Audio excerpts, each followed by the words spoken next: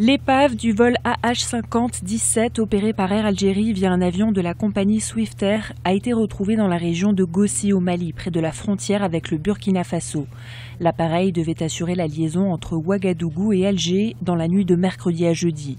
Il transportait 118 personnes, aucun passager n'a survécu. Parmi les victimes, on dénombre 6 Algériens. Le président de la République, Abdelaziz Bouteflika, a décrété un deuil national de 3 jours. La grande question qui se pose, c'est qu'est-ce qui s'est passé, pourquoi cet avion s'est écrasé, d'autant plus que les autorités disent que c'est un avion qui était en bon état, qu'il a subi un examen en France, à Marseille, il y a quelque temps, alors que la presse estime que c'est un avion qui est un peu vétuste et qu'il avait donc souffert de panne par le passé. Les causes de l'accident n'ont pas encore été déterminées, mais une boîte noire a déjà été récupérée et acheminée à Gao, au Mali, pour être analysée. Même si la météo reste l'hypothèse la plus probable, aucune piste n'est écartée par les enquêteurs. Des hypothèses sont évoquées.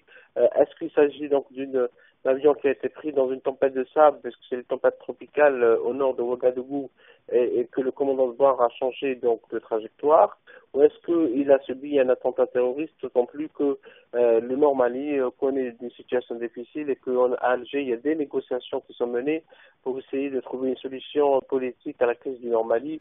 L'Afrique paye un lourd tribut dans ce crash. Avec les 6 Algériens, le vol AH50-17 transportait 24 Burkinabés, un Camerounais, un Malien, un Nigérien et un Égyptien.